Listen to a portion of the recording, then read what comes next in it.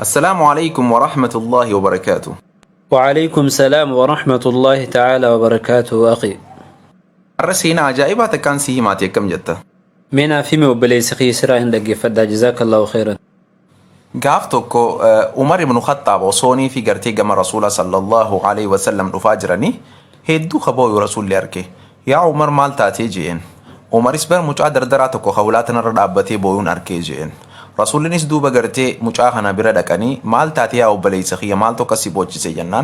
يا ارجما ربي بردي لي حماتي تو قرتي بديتياتي تو اكن بوچي سي جين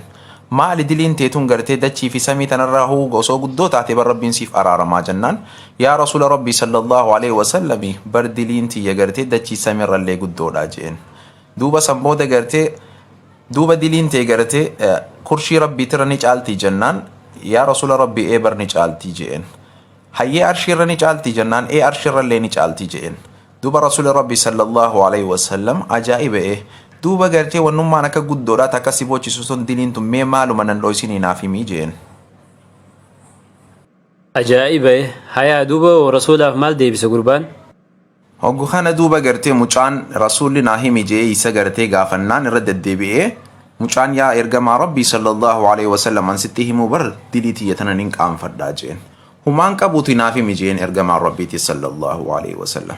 Hoggu kana mucaan yaa ergamaa rabbii ani gartee saamuu yookaan immoo gartee hattuu qabriitiin ture qabriin saamuu ture jeen waggaa torban tana dura kutee kana guutuu gartee qabriidhaan saamaa ture jeen subhaanallah duuba gartee osoon akkanatti gartee qabrii saamuu jiru intaloon takka gartee ta madiinaadhaa duutee hogganii fi gartee namoonni firaa fi aaliin isaanii awwaalanii biraa deeman isaan boodaa dhufee qabrii banee jeen qabrii erganiin banee booda qabrii tana baneetiin waan isiin qabdu gartee kafana isiirraa baafadhee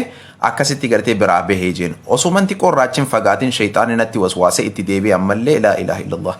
duuba gartee zinaa itti dalagee jeen subhaanallah erganiifin zinaa itti dalagee xiqqishu biraa gabbahee tarkaanfadhee booda qabrirraa akkana naan jette jeen lafaa haati duuba gartee rabbiin subhaanahu wa ta'ala dandeetii isaatiin gartee miciyyoo tanarraa gartee qabrirraa kaasee akkana naan jette jee way badiite way halaaqa kee yaa mucaa dardaraa rabbiin nama miidhe irraa fuudhee kan miidhameef kan rabbii dalagaan ilma namaa takka isan dhukan hin sodaattu maaliif safara akhiratti qullaan hambiftee deemta yeroon fuula rabbii dura gartee gaaffiidhaaf dhaabbadhu janaaba wajjin na dhaabdee naan jette je'ee osoo inni himee hin fixin ergamaan rabbiiti sallallahu alaihi wasallam afaan qabatanii yaa faasiqichana ati dhugumatti ibiddaan malte ijumatiyya duraa deem je'een naan jeeje